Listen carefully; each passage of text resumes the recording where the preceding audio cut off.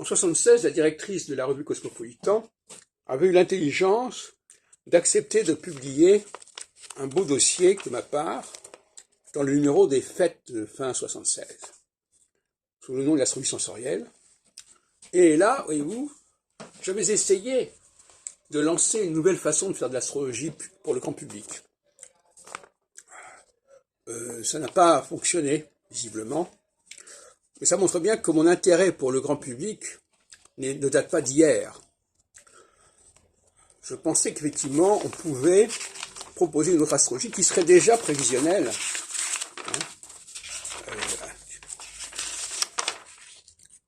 Avec des schémas, des dates.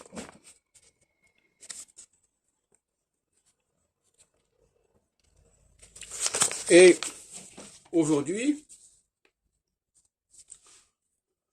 plus de 40 ans plus tard, et bientôt 50 ans d'ailleurs, en 2026, je voudrais relancer cette problématique avec d'autres outils que ceux-là, mais avec le même mot astrologie sensorielle que je conserve.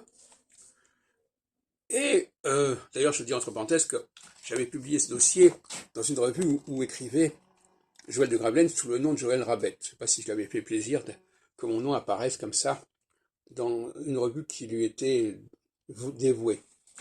Enfin, en tout cas, j'ai souvent eu raison trop tôt.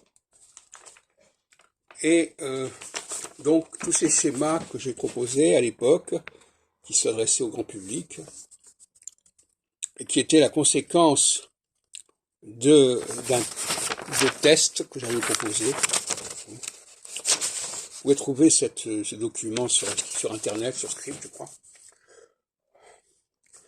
Eh bien, je voudrais relancer, je voudrais trouver un périodique qui accepte mon astrologie sensorielle et qui accepte de la diffuser à ses lecteurs. Ça peut paraître paradoxal, mais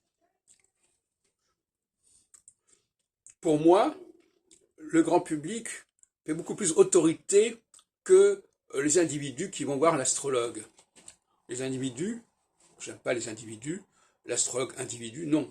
Pour moi, c'est le grand public qui doit comprendre une nouvelle forme d'astrologie, qui lui doit être beaucoup plus accessible qu'auparavant, et surtout, qui ne doit pas ignorer, mais aucune façon, la notion de temporalité qui est au cœur du discours astrologique et qui manque terriblement à nos dirigeants, à nos observateurs. C'est pour ça que cette astrologie sensorielle dont je parle aujourd'hui, pour le grand public, sera branchée directement sur la vie politique, sur l'actualité politique. C'est une évidence.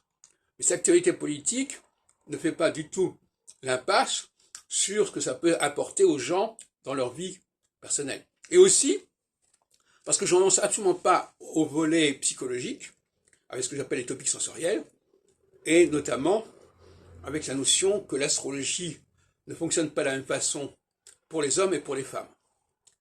Or, quand on lit les publications astrologiques pour le grand public des années 50-60, on voit bien qu'il y a des développements consacrés aux hommes, consacrés aux femmes, et je pense que c'est extrêmement souhaitable.